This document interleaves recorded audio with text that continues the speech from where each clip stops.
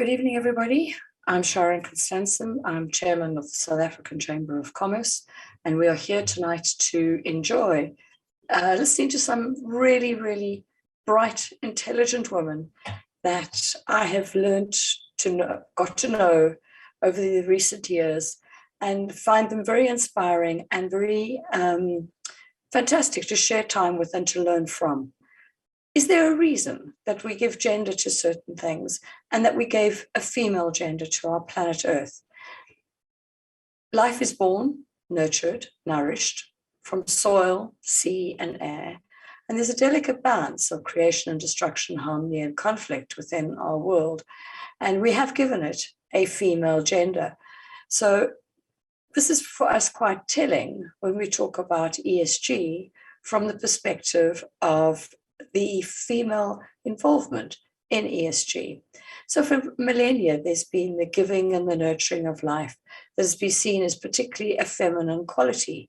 True or not, I'm not sure, but it's when you look at the averages, which is not necessarily the right way to do things, that might be the way one thinks. We do sense that women are generally sympathetic to doing the right thing, particularly for our planet, and therefore engage in the ESG, the environment, society, and better governance, probably more readily than some of our counterparties or from people from the older generations that are still in the business world today or still on our planet today. So in all spheres of life, we like to see women and see how they overcome the silent B, the bias that exists within our environments, and for their voices to be equal and to carry weight. We see women on boards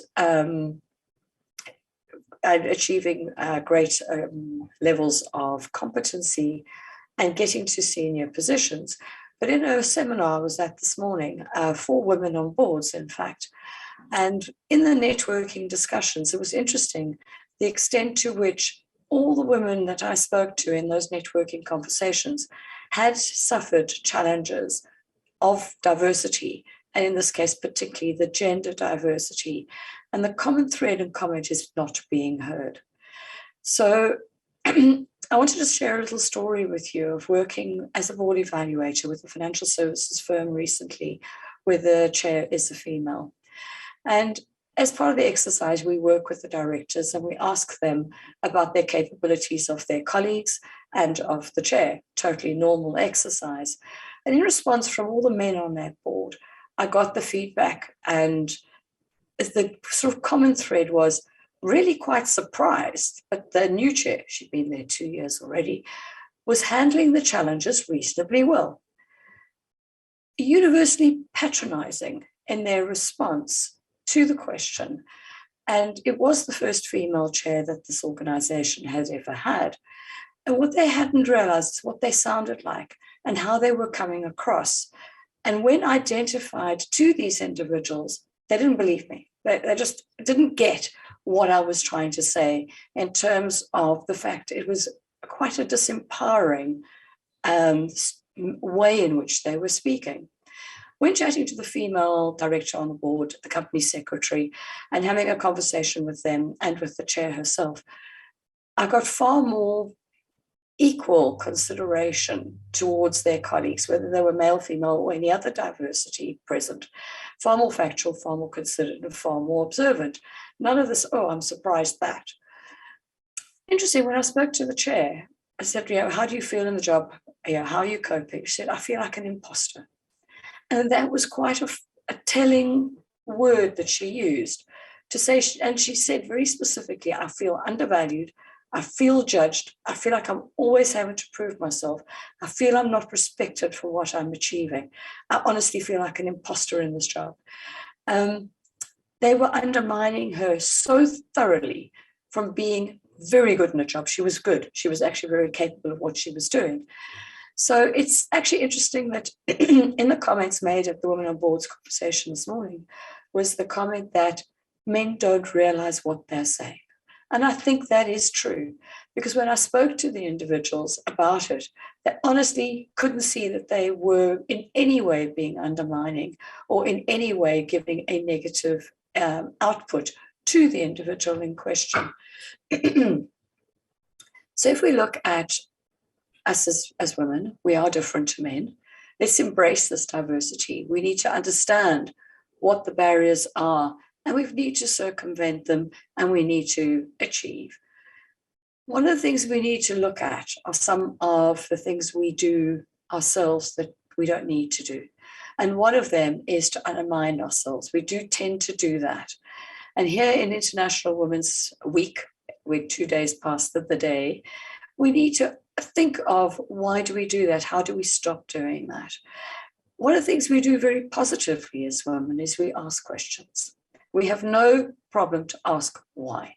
It's a very powerful tool, far more powerfully deployed than necessarily the average men. Not all. I come across very good male people who ask questions, and very good female directors that don't ask questions very readily. So it's very much about the character, about the person. But as a generation, women are good at asking questions. But we also need to watch at what we say and how we say it. Now, listening to my voice at the moment, I don't sound like I normally sound. I'm carrying a massive cold rather than COVID, and I'm more sick than any of my colleagues who have COVID at the moment. That voice is heard differently because of the fact that the pitch has changed due to my cold. And we find that quite often, if we are not calm, not speaking at a comfortable pace, that we are not measured, and our voice or pitch changes, so excited, emotional, upset, cross, whatever it might be, the risk is it can switch off the male receptor ears, and they stop listening to the actual words of what we're saying, and they hear the noise, they don't hear the words. And that's something that we can learn from. So again, we have to be better. We have to be more than better to be considered equal. And when you take a look at the individual of this chair that I read reference to, she was probably the best chair they'd had in probably 5, 6, 7 years, and yet was not being recognized for it. Today's youth don't see gender. They don't see color. They don't see ability in the ways the older generations do. They don't define us into boxes and put school ties on us and pigeonhole us in the ways that an older generation has done. So some reverse mentoring, I think, needs to play its part in helping our older colleagues in the same business world to understand how their different way of thinking is almost a microaggression against whatever diversity is that's present on that board or executive team or management team or department that is operating in. So how do we as women help ourselves and foster change? First, we need to help each other. And one of the things that particularly the older generation women have not been as readily open to helping their colleagues and to be mentors to other women. But now that it's becoming more general and across the board, we are all fighting at a lesser level than some of our older colleagues have had to do. They've had to fight a lot harder. It makes it easier to support our colleagues and to support men to understand how they come across to us and how they risk disempowering those that have a diversity, whether it be a gender or an age or a capability. So we need to communicate. So it is partly our responsibility. And we need to help others to understand what they can achieve and what others are achieving by being less mindful of the impact they have through their words and their body actions in business environments. So today we're going to talk about bias towards women, the hidden B in the title of this presentation. And for International Women's Day, we've chosen the perspective of ESG, environment, social, and governance, to look at bias and to look at how women can make a difference and we can break the bias, being the focus of what this theme is for this year's International Women's Conference. We're going to be talking to 4 very competent ladies. You can see them on their screen in terms of their name. Angela Knight, we'll be talking to her first. She's a CBE, but due to her extremely busy schedule while she's on holiday skiing in Europe, she's actually, as a board director, being drawn into all sorts of ad hoc emergency meetings due to the VUCA and volatile environment that boards are finding themselves in today. So we'll chat to Angela first, and she'll be dropping off in the middle of the session. She's not being rude. We are aware of it. She's an independent director, a chair of a remuneration committee at TPI-CAP. She's also served on the boards of companies in financial services, transport, water and systems industries, including FTSE 100, FTSE 250 PLCs. And she's the incoming chair of Pool Re, which is a UK terrorist reinsurer. Angela, I'm fascinated to hear how that one is going to go. Welcome, Angela. Thank you very, very much for joining us today. Thank you for inviting me, Sharon, and I do hope your cold gets better. It's not much fun to be as croaky as that, is it? No, and it's on the mend already, so you can imagine what it does sound like. Anyway, thanks very much, Angela. The things I want to cover with you, Angela, the focus of our conversation, I'd like it to be the G in ESG. What is happening particularly in the boardroom environment in UK PLC and some of the countries that you are a board director across, and understanding the difference between some of the geographic responses to some of the gender issues. When we look at a board, one of the key responsible areas for getting this agenda worked through so that we can get some change in our executive teams and get change in our boardrooms in terms of bringing in a gender balance is the nominations committee.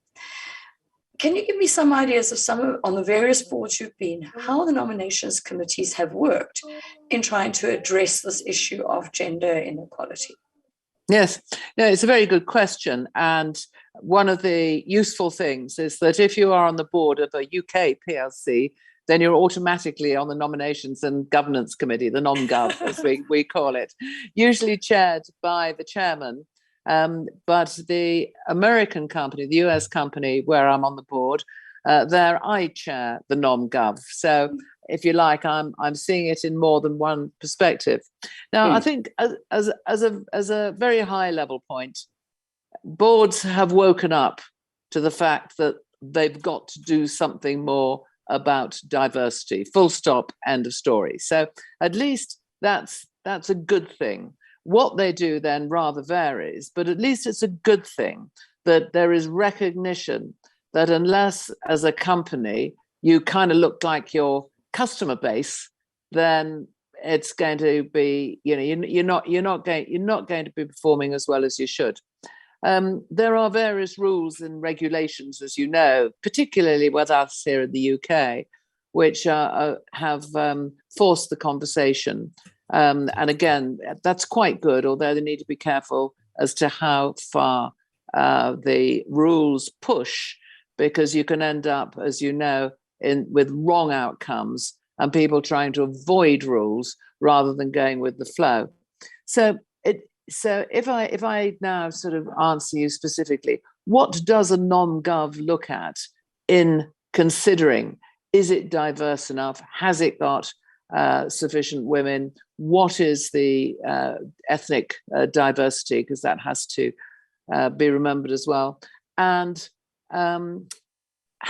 we also have to consider, have you as a board addressed inclusion, or have you just looked at diversity?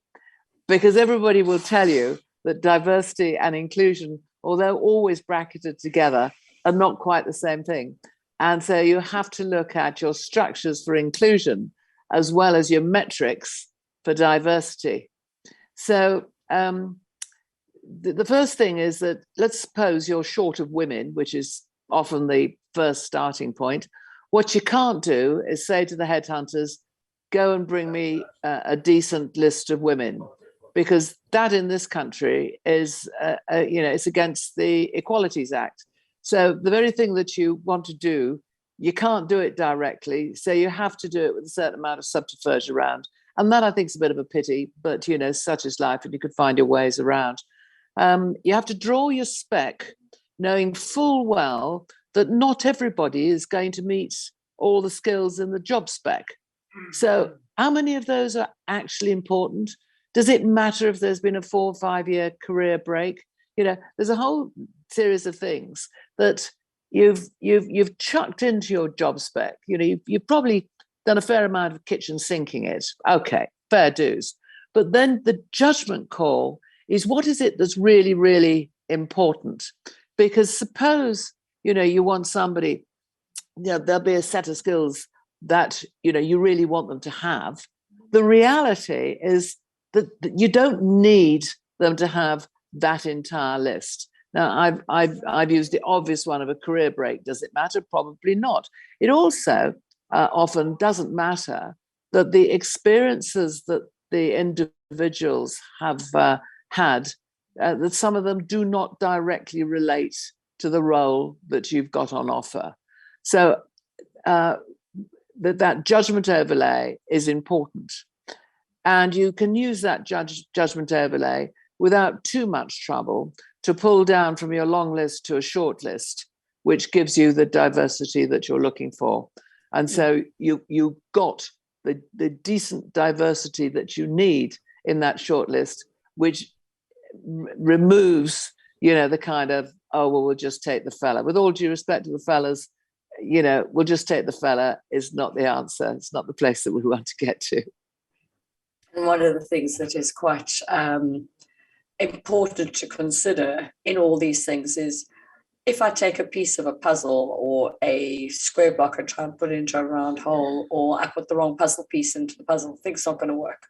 So we've always got to make sure that we're bringing the correct cognitive diversity that you're looking for, which are all the things you've alluded to. And one of the things I think is the worst thing in terms of our governance in the UK, and I'm quite vocal about this, and I think we're sitting with 83% in the situation where it is the board chair that is chairing nominations. And as that transitions to either the independent SID, senior independent director, or the person with the best degree of capability in this space, I think things will then start to change quite quickly. The thing I want to cover now, Angela, is just looking at, how do you feel in the boards you are on, your contribution and that of other women to the debate of running up to fairly critical business decisions? How have the women brought a diversity to that decision-making process? Has it added value? Has it not? Has it frustrated? Has it created a far better quality debate? It may have ended up with the same answer. Can you give us some insights on a couple of your boards? Maybe give us an example of one. Frustrated, I think the answer is no. It hasn't frustrated a decision. But I think that where you do notice the difference quite strongly is when there's an acquisition. So around the board, you're discussing a potential acquisition. Now, we all know that executives sometimes get wholly hooked on an acquisition, and they're just wedded to doing it. And every time the price shifts, a complicated paper comes in to show that you can justify this higher price when previously you said our max was something less than the price on the table. But it is also true that not only do executives have a tendency, and you can exactly see why, to get wedded to an acquisition, but you do see it in the male contributions around the table, that there's, how do I phrase it? I think I phrase it like this, that the debate from their perspective is to come up with all the reasons as to why you should do it. And the female perspective is to come at it from the perspective of, well, let's just be a bit more analytical about this and see if it really is right. And if it isn't, let's walk away. And that, I think, it's macho to do deals, but we say, well, look, what the hell are you on about? So I think it is in that area is a particularly noticeable one where I've seen the difference. A second one is in you've mentioned the asking of questions, and you're right to do so. But there is something about the content and caliber, quite often, of the debate, which, when you've got women around the table, moves into areas which you do not necessarily see if you've just got men around the table. And an example is the culture question. Now, we all have to get the right culture in our companies. And not only does it start at the board, but it's got to be pushed down. And so the culture question is whether you just say, well, it's got to be the right culture, or whether you say, well, the right sort of culture we're looking to have is this. And I do see that the women are far more likely to say, this is the sort of culture that we want to achieve. Whereas from the male side, it's, well, we've got to make sure that the culture's right, i.e. it's a statement without too much depth to it. Having said that, there's some very good men around too, so I don't want to be seen to badmouth them all. No, this is very much a situation of averages, and you do get very good women, and you get very good men, and you get very bad women, and you get very bad men. So we get the mix. But I always talk about it's a bit like a Brexit vote. It's 52-48 quite a lot of the time. Yes. One of the things I notice when I'm working with boards in terms of engagement, one, noses in, fingers out, in other words, don't get too close. And you tend to sometimes find women are more likely to get more engaged, and men are quite happy just to pitch up, do their bit and disappear. And that leads me on to something a little bit more critical, is our appetite and our ability to question risk. Do you think there are differences? And have you got an example where that has happened? Yeah. Well, the general point is that women are more likely to be more risk averse than men. I think that is very much the case. That's a general point. I think actually one of the issues about remuneration does not help risk. Remuneration and how you have to assess remuneration and all that piece around which we all come to be accustomed to, even if we don't think it's quite right, of deferred share awards and those, and it being 3 years and sometimes 6 before you get the shares, and a whole series of other criteria in them, has a tendency to push the executive into taking bigger risks than they otherwise would do, because it's only if they take the bigger risks that this whole cumbersome machinery of remuneration will pay out. And there is a considerable tendency for men in particular positions to judge their value on how much they are paid, what their package looks like, compared with their mate's package in a different company for ostensibly the same role. And, my bonus paid out to 70%. What did yours do? We hit our targets for our deferred payments. How did you? And that is an aspect of the risk discussion. Put like that, I'm sure you can recognize it, Sharon. Yeah, absolutely. Which is, if I may say, entirely understandable, but certainly causes a risk problem. And I do not detect particularly that women in similar positions judge their worth by how much pay they're getting compared with their mate down the road. And I do think that those sorts of differences are quite noticeable, and are probably, unlike many of the other differences, ones that will not necessarily die out with age, because much of this, the differentiation just simply isn't there in the next generation coming up. And if you look to see, what the makeup is of male-female ratios in the quality universities, it's all now heavily over towards women. Some professions are heavily over towards women. And that is one of the areas we'll need to watch about as a country at some point, by the way. But the nub and the heart of it is that a bias which I have grown up with very strongly, more strongly than you, who are, I'm delighted to say, not as old as me. And then if you take somebody that's half my age, then there'll be much less bias. It's working its way out of the system, and that I think is a very, very good thing. good generational thing. At that point, with 1 minute to spare to get you onto your board meeting, I thank you very much, Angela. Really appreciate your insights. You and I could carry on talking till the cows come home, which we'll do over a glass of wine soon. Thank you so much for your time. Appreciate it, Thank you very much. Angela. Thanks. Thanks, everybody. Bye-bye. Thanks a lot. And could we please have Debbie Tembo to join us, please? Hi, Debbie. How are you? I'm good. I could listen to Angela for hours too. And some of the things that she was saying, I was just like, yes.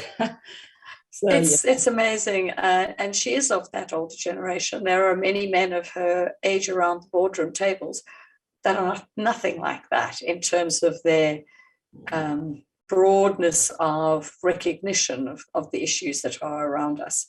So yes, a really interesting lady. Right, Debbie, I just want to go through a couple of things. One of the things that we're going to focus on in our conversation is around the impact that women bring or don't, because there are not enough of them, on the competitive advantage of a business. So we're looking at it from a more business perspective this time. And one of the things I wanted to cover is having to go almost beyond equality, beyond normal, make too much effort almost to create women empowerment. Why do we have to do that? So I think equality isn't really equal. And so we've got to move towards equity. And the reason why we've got to do this is because equity considers the intersectionality of women. And what that means is that it acknowledges that we are different and that our differences mean that our starting points are different. So when I look at my career journey and what lies ahead of me, it is going to be different to the woman next to me.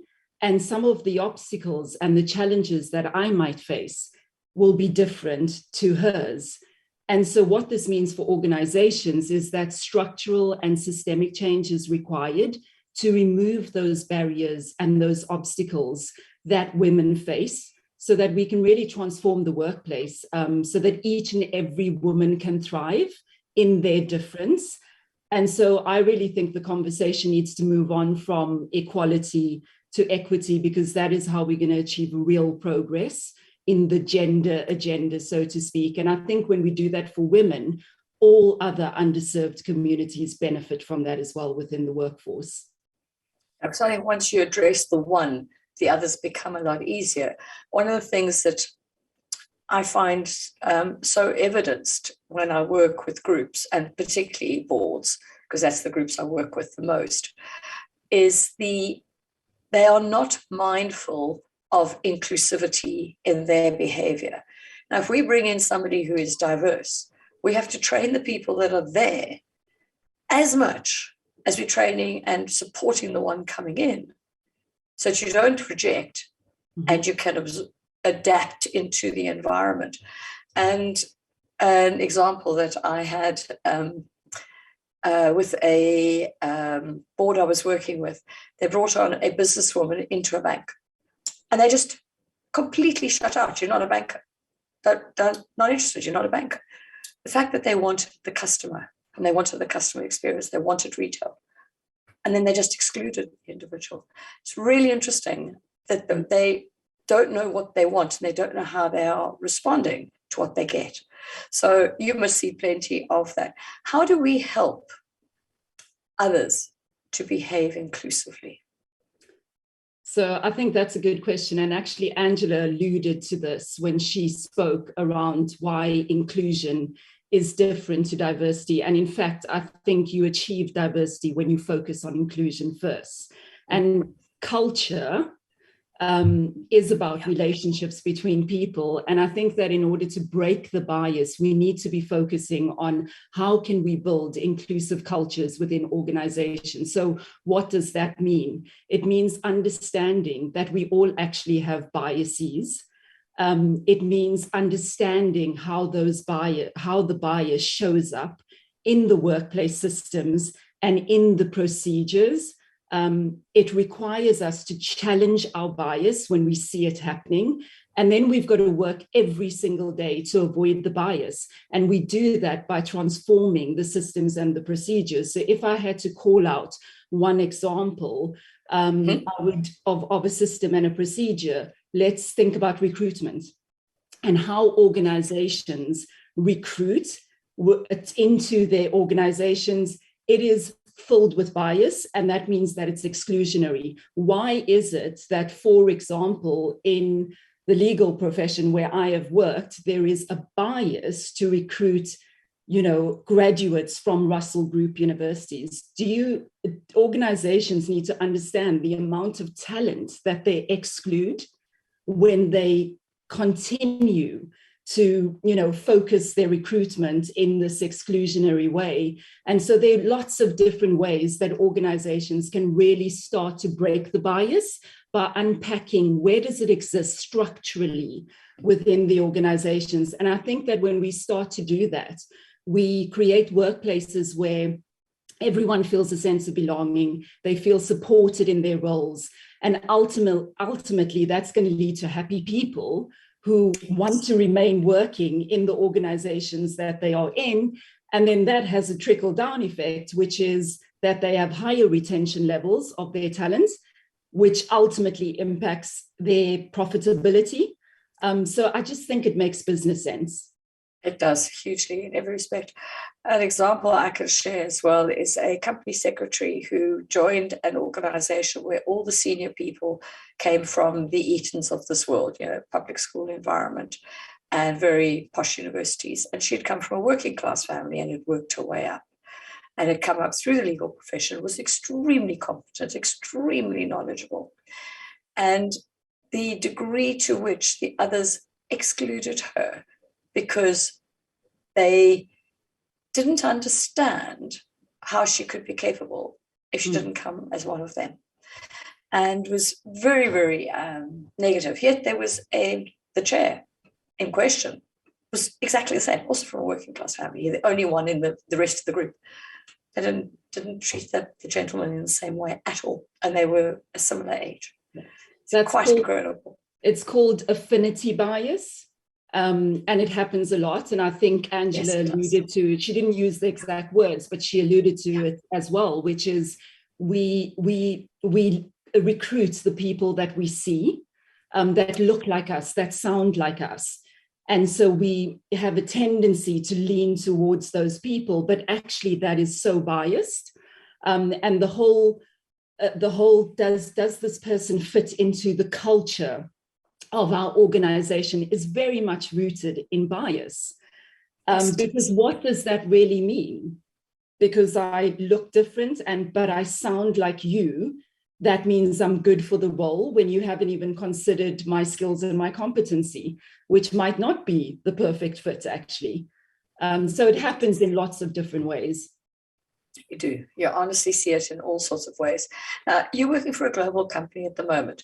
To what extent are you noticing within that environment or in your previous experiences, South Africa, UK, US, the various areas, that are there some country geographical differences in the way we are biased or the way we treat gender diversity? I think that there is bias all across the world. And if I think about the clients that we're currently working with, the challenges are all the same, very similar. So it is more about women being recognized for their differences and organizations starting to move towards systemic change and recognizing that actually if we want to move towards equity, we need to move away from the performative wokeness and actions to actually real actions. And that is experienced across the globe. We have clients in the US, we have clients in Germany, we have clients in South Africa, in the UK, and they're all really experiencing the same sort of challenges around bias and around gender diversity. And, something like the gender pay gap, I think that is potentially a global issue, again, rooted very much in bias. And we really need to start to unpack that and, potentially look at legislation to actually help us to move towards equity. That's absolutely fair. Last question quickly is, we all come in at the bottom of each rung in our career. We start at the bottom, we work our way up, get to the next step, we start at the bottom, we work our way up. How would you advise women to ensure their progression is not stalled and it's an equal pace to a male colleague of theirs? I think for me personally, the first thing is to recognize that what we're doing here, even today, is for the women behind us, the next generation of trailblazers. And so pushing for more inclusivity it's purposeful and it's the right thing to do. I think in the spirit of that, you said it right at the top of the session, we need to lift each other up while we're blazing our own trail for ourselves. I think the next thing I would say is don't just talk about it, be about it. So call out the bias when you see it. I think offer solutions. It's really important that you're part of the change and you're not just calling it out, but not, wanting to be a part of the solution. I think it's really important for women to ask for what you want. And what is the worst thing that can happen? Someone says no, and you move on and you knock on the next door until you get somebody that's, prepared to have a conversation with you or a negotiation if you must go there. And I think finally, try to find a way to be in the rooms where the decisions are being made, because it matters who's at the table. And one of the ways you can do that is find a mentor, most importantly, for me, I have found in my career, more than a mentor is a sponsor, because the sponsor is going to be the person that brings you to the table. And so those are some of the ways that I would encourage women to, help with their career progression as they go forward. Amazing insights, Debbie. Thank you so much common sense. I hope there are a lot of businesses, HR departments, nomination committees that are listening to what you've shared with us today. Thank you very much, Debbie. I really appreciate it. Good insights there. Inga, would you like to join us? Hi, Inga. Thank you for joining us. We're going to come at our conversation from the women's voice perspective. You have a long history. That sounds awful because you're not that. It's true. That's unfair. Why do you put words like that on, or the way that has been phrased? I think that's horrendous. That is so patronizing. Right. But you do have experience of working in the empowerment of women. So some of the things we've been talking about through the previous two speakers must ring so many bells in terms of the kinds of things you see where your focus is actually directly to empower the women. And what do you think has been changing over, let's say, the last 10 years? And what do you think still needs to change? And how quickly are we likely to see some of that developing over the next, say 5 years? Wow. Well, yeah, I mean, I'm quite happy to say it's a long history, because it is a long history. Been around the block on this for a long time, and it's been quite These people are listening at last. And it's been quite a frustrating thing, but it's an interesting thing that, we're now seeing some really big breakthroughs. And I think it's about, and Debbie mentioned this, in a way, it's about the intersectionality of things. We are moving into a really different space where things was previously so siloed. So many years ago, I started, probably with sort of Angela in this sphere in the city, the London Chamber of Commerce, the Women in Business Group. And that was because there were virtually no networks for women, right? So now, of course, there are massive amounts of networks for women. Huge numbers, thousands. Yeah.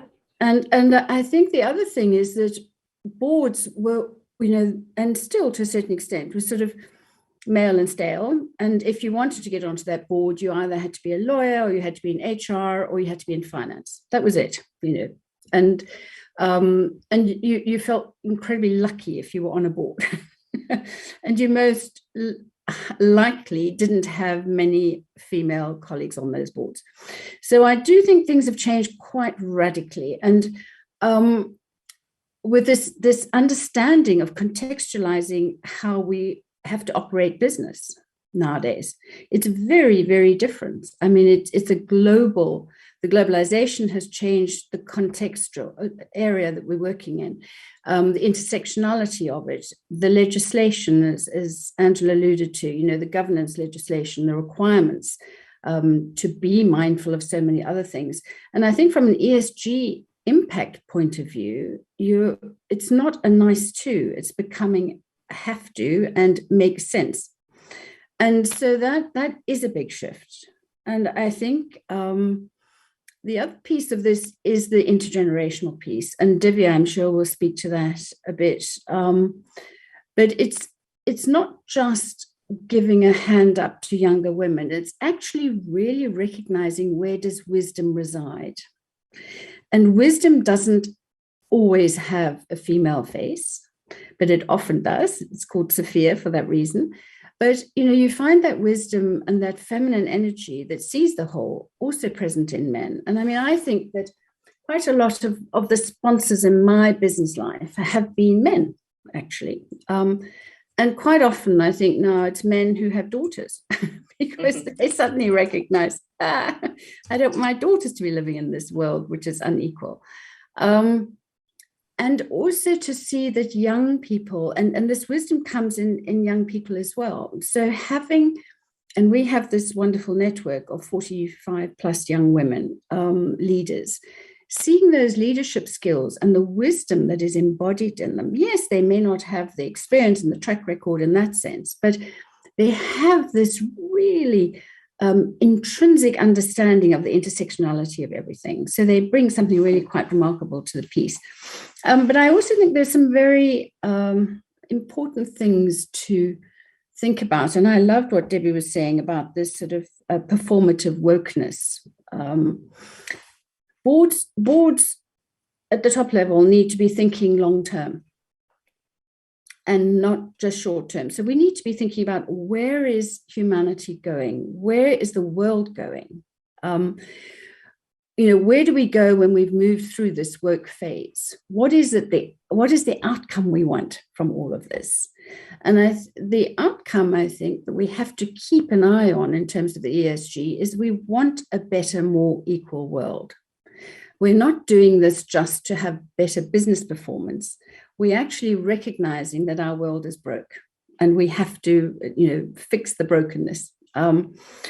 And so therefore we have to be thinking about, what are the things that will be necessary for that diversity of perspective, for that ability to really integrate what we're doing properly in business into the world in which we're operating. And I mean, boards are not only obviously business ones, but there's going to be much more intersectionality and need to do that, and also to bring it from the sort of top level, bring it much closer to the bottom, to actually really understand the impact of the top on the bottom, and increasingly of the bottom on the top.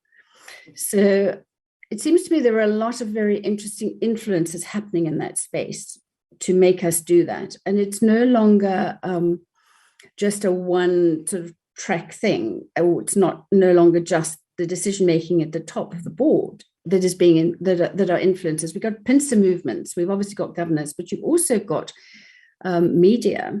You've got a lot of pressure from civil society. You've got a lot of pressure of exposure. So the change we're wanting to see, that we have sort of heaped on the shoulders of female board leaders or diverse board leaders, I think could be eased a bit by it being spread out. And I mean, it sounds a sort of interesting, rather controversial perspective, but I think it's being spread out by this sort of like the diverse inverse movement, like Black Lives Matter. We're getting a lot of pressure from other places on boards. And are they listening? Yeah, increasingly they have to, because of the risk issue. Yeah. The one thing, I heard a statistic earlier today And I knew it was low, but I can't vouch for the correctness because I haven't had time to validate it. But there's a woman in her 30s, and she's going through the effort of trying to get funding for her tech business. It's past startup, it's next stage. So they're looking for that sort of growth stage funding. And she was saying that the funding provided to women entrepreneurs is 2% of the total. The rest goes to men. I knew it was low, but I didn't think it was 2%. I thought it was closer to 10, 15%. But whatever it is, it's a very low number. How would you mentor and empower a woman to get that positioning in front of the panel, find the funding skeptics, to be able to win that funding opportunity in an equal way a man could potentially win it? Well, I think I actually, funny enough, the statistics I think are better than that. I think you're correct. If you look at it did sound very low to me. Yeah, if you look at the US, for instance, private equity investment figures, and the private markets, I think it's much more like 21% actually, and it is growing. And it's quite interesting how certain things like COVID and the area where, the phase we're in at the moment has changed different things. So, tech funding has definitely gone up, but the other funding that has gone up has been in well-being and healthcare and childcare. And that's been an exponential curve. Wow. So I belong to a group called the 𝗕i, which is a women investing in, it's 𝗕i with a G, it's gender investing and investing with a gender lens. And that is most decidedly growing in interest and also in impact. And also you're finding that there are many women are more inclined to invest in ESG companies and funds.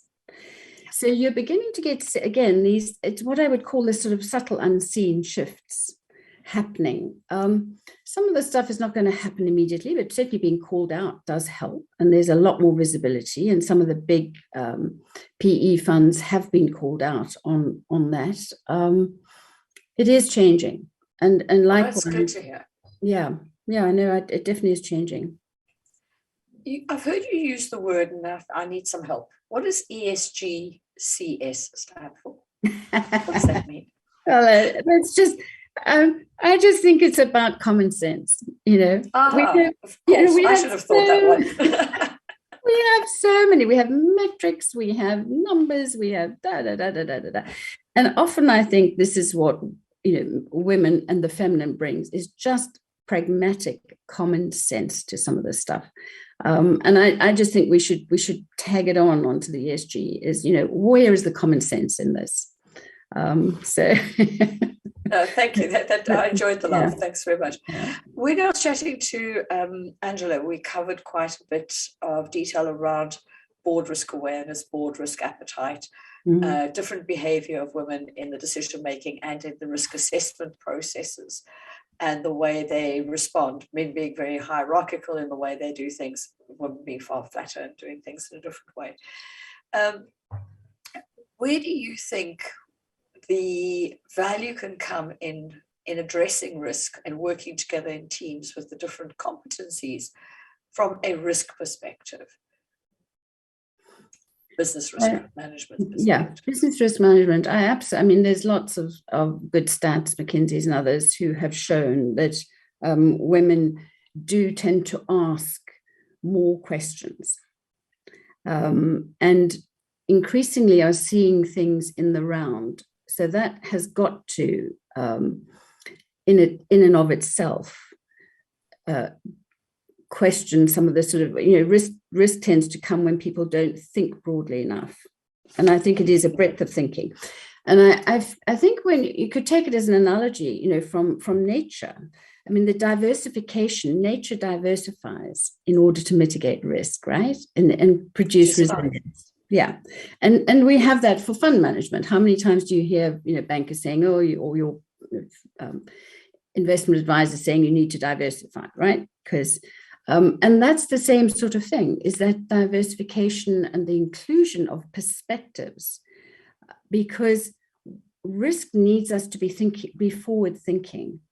And that, I think, is what is key, is to be able to bring in those forward thinking perspectives and to learn something unexpected. I mean, I think you want to go to a board meeting and it's not just as Debbie was saying, you know, this comfortable, you're like us, it's easy, we don't want to be disturbed. Don't make it difficult. Yeah, don't make it difficult. Let's, you know, sign this off and let's get out of here. I think we're in a place where actually we need to and want to be disturbed more often. At every level. I think I'm going to have to stop you. Yeah. I could ask you 10 more questions. I've got so many, but poor 𝗕via is going to get a very short stint at this rate if we don't give her some airtime. 𝗕via, would you like to join me? Yeah, hello. Hi, how are you? Good, how are you? Oh, very, very well, thanks. Lovely to see you, and it's bright and colourful. It's so refreshing. What we're going to talk about, we're going to focus more on the E of ESG, so looking at clean energy, climate change, those kind of areas. And the first thing I think of is you're in India, so I'm biased. Why does India want to worry about the Antarctic? Yeah, why does India have to worry about anything that's happening in any boardrooms? The fact is that, you know, India is the youngest population in the world and growing. Currently, there are 450 million people below the age of 30. That's more than the entire population of the United States. And wow. So what's happening in boardrooms all around the world by big leaders will impact the future of our lives. And so it's millennials and Gen Z who are asking, what are these decisions being made? How are they being made? Are women represented enough?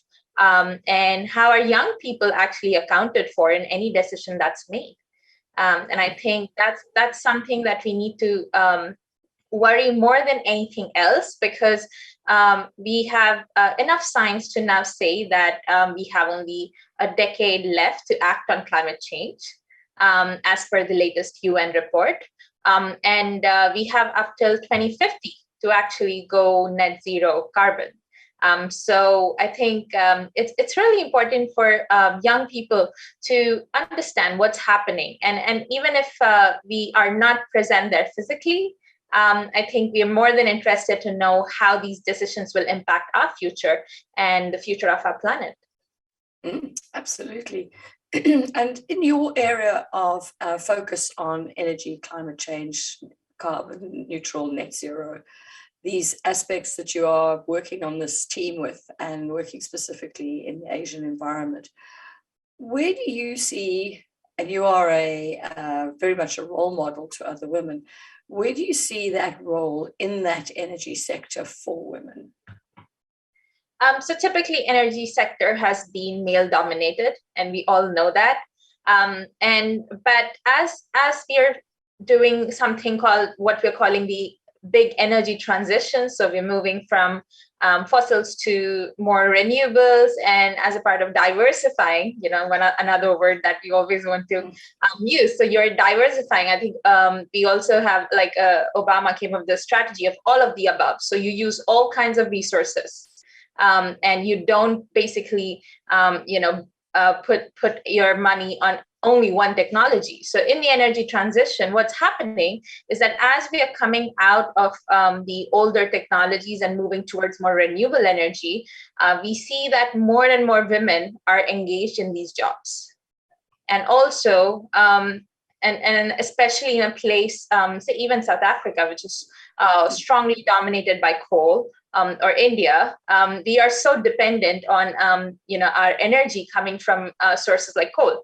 But you see the transition which happens where, now you're moving towards technologies which are so easy to manage from the touch of a button.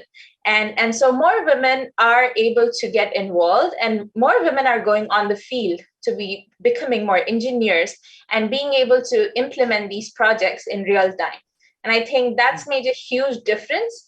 It's also said that for every dollar invested, I think there are like 20 more jobs in the renewable energy space as compared to like older technologies. So there's more opportunities and more women are essentially getting engaged. And it's also a known fact that women are the most vulnerable to climate change. So every time you think about climate change, one of the pictures that comes to your mind is a young girl carrying water in Africa. And that's a very typical, like a poster child kind of a thing. But I think we're shifting from that to now looking at like a solar engineer, a woman solar engineer in front of a, solar panel. And I think that transition is happening even as we speak, right? There are more and more women getting into the work. So we don't see women as a vulnerable population anymore, but more as the empowered population who are actually driving this energy transition. And I'm very excited to see that happening within the last decade or so. Very much so. And what do you think companies can be doing differently to cater for two things? One is diversities, many of which women we're talking about today, not specifically only that one, but also the youth diversity. How do we bring in this 450 million people into the workforce? I look at my home country, South Africa, where they've got, I think, 70% of the population is under 35 or something like that, and are unemployed. Close to 50% population, yeah. So how can companies do things differently to bring our youth in? How can business do things differently?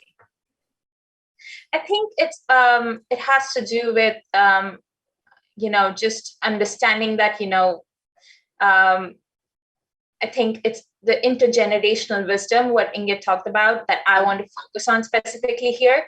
So rather than looking at young people as someone that we need to worry about, I think it's an opportunity for a lot of knowledge to be exchanged. And I think there's also some concept of more of a reverse mentorship happening these days, where, the young people get the opportunity to kind of engage with the people at the board level or the C-suite level and be able to share how they want to be able to contribute and have the opportunity to actually be engaged in that conversation.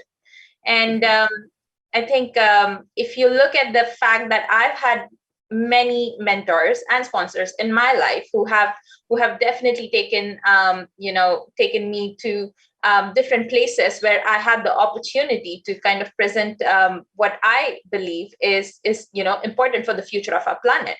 And I think having those conversations and having that opportunity to be able to just even share a little bit of your perspective makes a huge difference.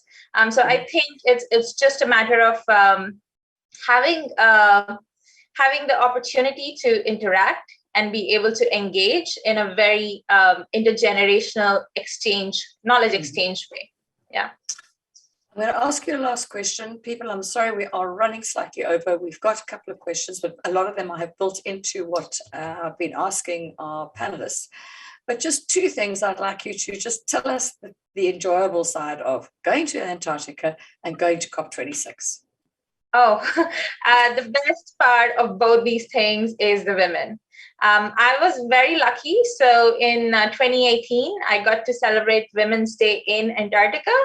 So we were on the ship, and I think roughly 30% of the ship participants were women at that time. And so we all gathered in a cluster and spoke about ecofeminism. And going back to what you started the session with, Sharon, which was about, why do we call Mother Nature a mother, or like give her a feminine identity, and why those qualities of nurturing is what a woman stands for. And so to essentially look at that lens, look through that lens and see how we can do better. And I think that's in the concept of ecofeminism, where we together look at how we can do things better in businesses as well as any part of the world, how we can essentially bring the feminist way of doing things to protect the environment. And then about COP26, I had the opportunity to work with some amazing women and meet some amazing women, including Mary Robinson and, of course, Inge, and quite a few people who I believe understand the aspect of protecting nature in a very strong way. And I think what they bring to the table is that wisdom. I think more and more women are getting involved in the environment movement, and I hope that it grows. I do as well. And thank you for, can we have everyone back on so I could thank the panel who are still present. There are a couple of links that have been put into the chat for people to pick up if they're interested, which gives some of the research work that have been discussed and alluded to at the moment. Thank you very much. I couldn't have asked for 4 more different women who have one thing in common, the absolute passion for equity, as Debbie was saying, of being able to do what is our fair contribution. So a last sentence from each of you. Let's start with you, Inga. Yeah, I would say let's remember that bias starts with us. And so what we achieve inwardly, as Plutarch said, is what we will achieve outwardly. And it takes work, right? So let's put in that work. And then to quote Doctor Who, I says, let's not be squeamish. We have a future to save, right? Inga, that's amazing. Thank you. Debbie. That is brilliant. It is. Couldn't beat that if I tried. I'm not going to try. I think for me, as just focusing on where women are really bearing the brunt at the moment in the workforce in the UK is around proximity bias.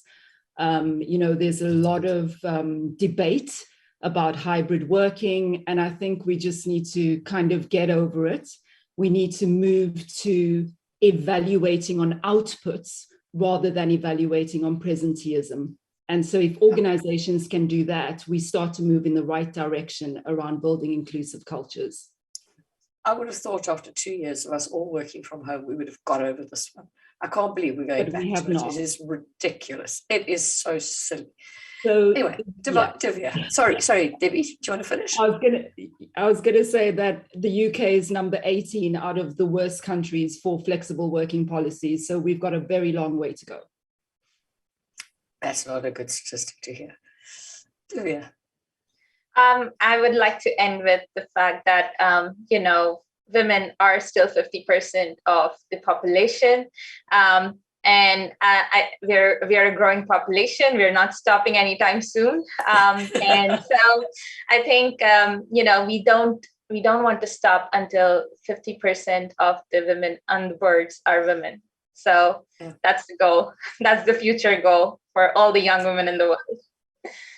My passing comment is, if we are 50-50, we should be 50-50 everywhere, in everything.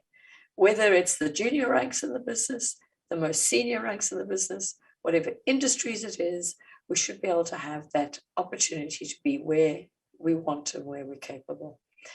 I apologize to you guys. I think this is the first webinar I've overrun, but my goodness, we had so much good stuff to cover. So thank you very much to the ladies present. I really appreciate every single bit of what you have shared with us. And next time, I think we should make it 2 hours, but the appetite for 2 hours on Zoom. So we leave at a high. Thank you very much, ladies. Thank you, Sharon. Thanks very much. Pleasure. Thank you.